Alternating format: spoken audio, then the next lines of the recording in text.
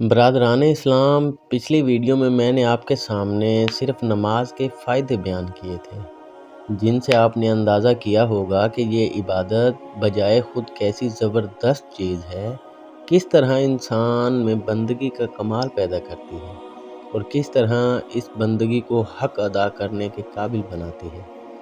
اب میں آپ کو نماز باجماعت کے فائدے بتانا چاہتا ہوں، جنہیں سن کر آپ کو اندازہ ہوگا کہ اللہ تعالیٰ نے اپنے فضل و احسان سے کس طرح ایک ہی چیز میں ہمارے لیے ساری نعمتیں جمع کر دی۔ اول تو نماز خود ہی کیا کم تھی کہ اس کے ساتھ جماعت کا حکم دے کر اس کو دو آتشہ کر دیا گیا۔ اس کے اندر وہ طاقت بھر دی گئی جو انسان کی کایا پلٹ دینے میں اپنا جواب نہیں رکھتی۔ پہلے آپ سے یہ کہہ چکا ہوں کہ زندگی میں ہر وقت اپنے آپ کو خدا کا بندہ سمجھنا اور فرما بردار اور غلام کی طرح مالک کی مرضی کا تابع بن کر رہنا اور مالک کا حکم بجا لانے کے لیے ہر وقت تیاری کرنا اصلی عبادت ہے، اور نماز اسی عبادت کے لیے انسان کو تیار کرتی ہے۔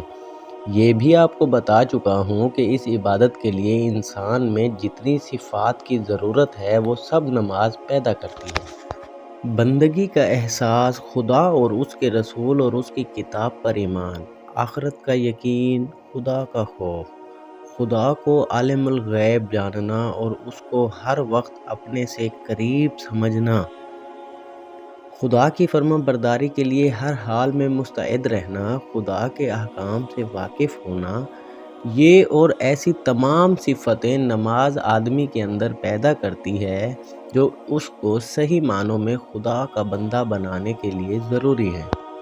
اس کے ساتھ جب آپ قرآن پاک کو غور سے پڑھیں گے تو آپ کو معلوم ہوگا کہ خدا کا حکم صرف یہ نہیں کہ آپ خود اللہ کے مطیع و فرما بردار بندے بنیں، بلکہ ساتھ ساتھ یہ حکم بھی دیا کہ دنیا کو خدا کا فرما بردار بنائیں، دنیا میں خدا کے قانون کو پھیلائیں اور جاری کریں، شیطان کا قانون جہاں جہاں چل رہا ہو اس کو مٹا دیں اور اس کی جگہ اللہ وحدہ لا شریک لہ کا قانون پھیلائیں۔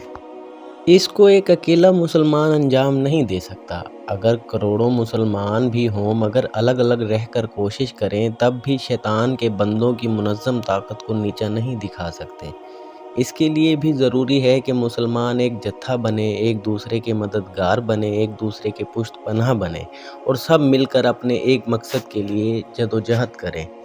پھر زیادہ گہری نظر سے جب آپ دیکھیں گے تو یہ بات آپ پر کھلے گی کہ اتنے بڑے مقصد کے لیے فقط مسلمانوں کا کام مل جانا ہی کافی نہیں ہے، بلکہ اس کی بھی ضرورت ہے کہ یہ مل جانا بالکل صحیح طریقہ پر ہو، یعنی مسلمانوں کی جماعت اس طرح بنے کہ ایک دوسرے کے ساتھ ان کے تعلقات ٹھیک جیسے ہونے چاہیے، ان کے آپس کے تعلق میں کوئی خرابی نہ رہنے پائے، ان میں پوری یکجہتی ہو، وہ ایک سردار کی اطاعت کریں اور اس کے حکم پر حرکت کرنے کی عادت پیدا کریں، اور وہ یہ سمجھ لیں کہ اپنے سردار کی فرما برداری انہیں کس طرح اور کہاں تک کرنی چاہیے اور نافرمانی کے مواقع کون سے ہیں۔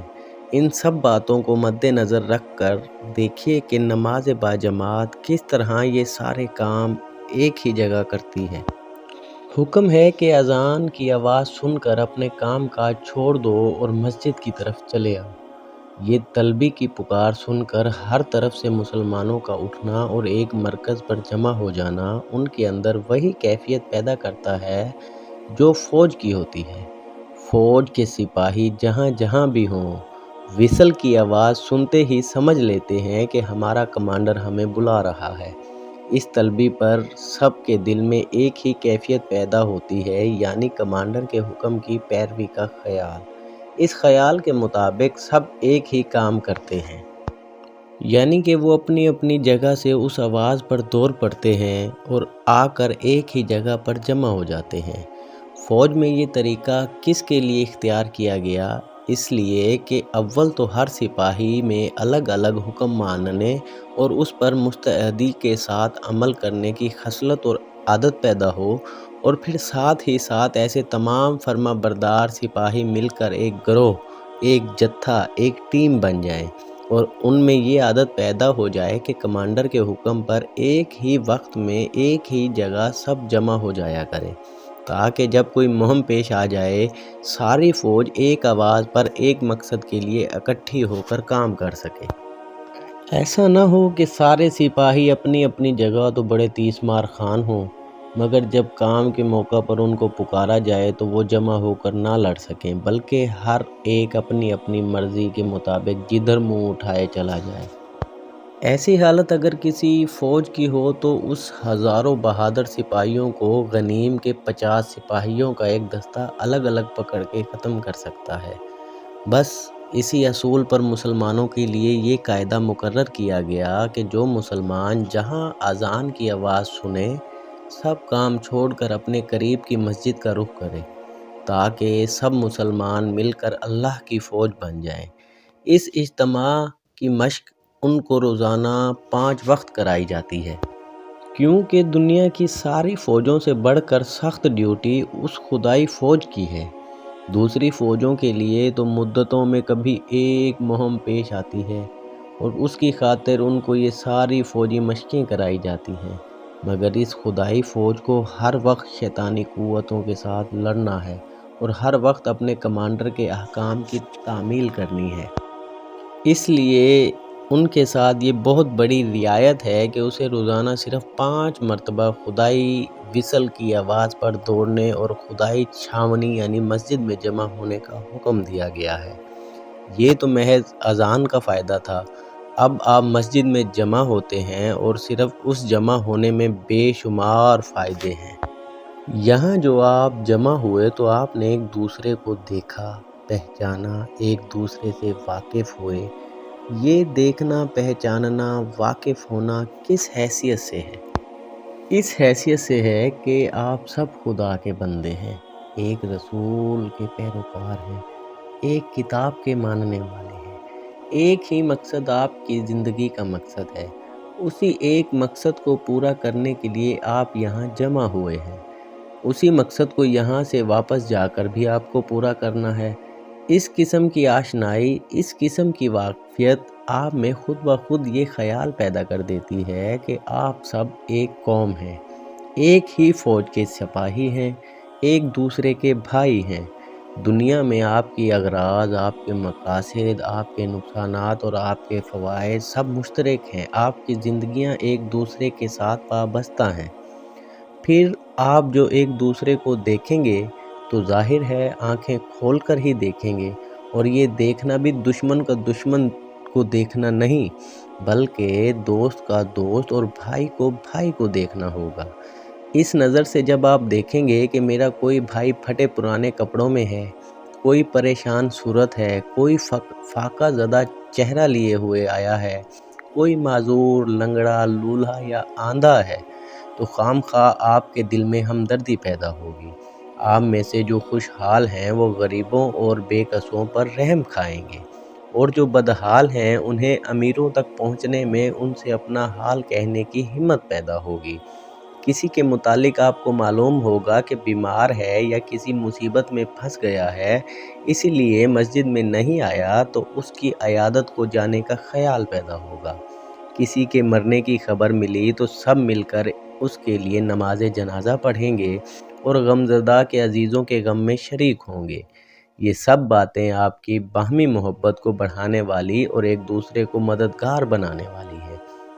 اس کے بعد ذرا غور کیجئے، یہاں جو آپ جمع ہوئے ایک پاک جگہ، پاک مقصد کے لیے جمع ہوئے ہیں۔ یہ چوروں، شرابیوں اور جوئے بازوں کا اجتماع نہیں ہے کہ سب کے دل ناپاک ارادے سے بھرے ہوئے ہوں۔ یہ تو اللہ کے بندوں کا اجتماع ہے، اللہ کی عبادت کے لیے اللہ کے گھر میں سب اپنے خدا کے سامنے بندگی کا اقرار کرنے حاضر ہوئے ہیں۔ ایسے موقع پر اول تو ایماندار آدمی میں خود ہی اپنے گناہوں پر شرمندگی کا احساس ہوتا ہے، لیکن اگر اس نے کوئی گناہ اپنے دوسرے بھائی کے سامنے کیا تھا اور وہ خود بھی یہاں مسجد میں موجود ہے تو محض اس کی نگاہوں کا سامنا کر جانا ہی اس کے لیے کافی ہے، اور گناہگار اپنے دل ہی دل میں کٹ جائے گا، اور اگر کہیں مسلمانوں میں ایک دوسرے کو نصیحت کرنے کا جذبہ بھی موجود ہو اور وہ جانتے ہوں کہ ہمدردی محبت کے ساتھ ایک دوسرے کی اصلاح کس طرح کرنی چاہیے، تو یقین جانیے یہ اجتماع انتہائی رحمت و برکت کا موجب ہوگا۔ یہ صرف مسجد میں جمع ہونے کی برکتیں ہیں۔ اس کے بعد یہ دیکھیے کہ جماعت کے ساتھ نماز ادا کرنے میں کتنی برکات پوشیدہ ہیں۔ آپ سب ایک صف میں ایک دوسرے کے برابر کھڑے ہوتے ہیں، نہ کوئی بڑا ہے نہ چھوٹا، نہ کوئی اونچے درجے کا ہے نہ کوئی نیچے درجے کا۔ خدا کے دربار میں خدا کے سامنے سب ایک درجے میں ہیں۔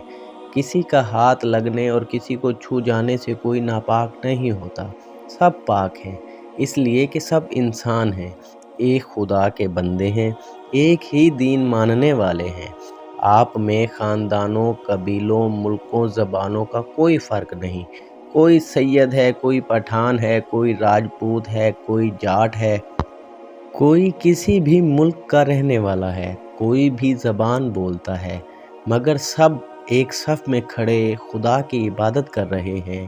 اس کا معنی یہ ہے کہ یہ سب ایک قوم ہیں۔ یہ حسب و نسب اور برادریوں اور قوموں کی تقسیم سب جھوٹی ہے۔ سب سے بڑا تعلق آپ کے درمیان خدا کی بندگی و عبادت کا تعلق ہے۔ اس میں جب آپ سب ایک ہیں تو پھر کسی معاملہ میں کیوں الگ ہوں؟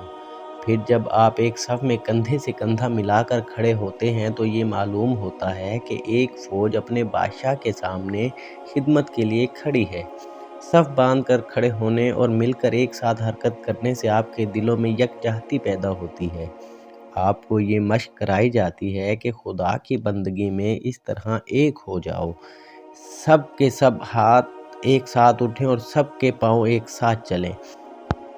اس جماعت اور اس صف بندی کے بعد آپ کیا کرتے ہیں؟ یک زبان ہو کر اپنے مالک سے عرض کرتے ہیں کہ ایاک نعبد و ایاک نستعین، ہم سب تیری ہی عبادت کرتے ہیں اور تجھ سے ہی مدد مانگتے ہیں۔ اہدنا الصراط المستقیم، ہم کو سیدھے راستے پر چلا۔ ربنا لک الحمد، ہمارے پروردگار تیرے ہی لیے حمد ہے۔ السلام علینا وعلی عباد اللہ الصالحین، ہم سب پر سلامتی ہو اور اللہ کے تمام نیک بندوں پر۔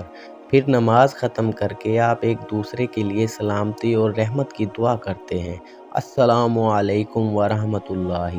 اس کے معنی یہ ہوئے کہ آپ سب ایک دوسرے کے خیر خواہ ہیں، سب مل کر ایک ہی مالک سے سب کے لیے بھلائی کی دعا کرتے ہیں۔ آپ اکیلے نہیں ہیں، آپ میں کوئی تنہا سب کچھ اپنے لیے نہیں مانگتا۔ ہر ایک کی یہی دعا ہے کہ سب پر خدا کا فضل ہو، سب کو ایک ہی سیدھے راستے پہ چلنے کی توفیق بخشی جائے اور سب خدا کی سلامتی میں شامل ہوں۔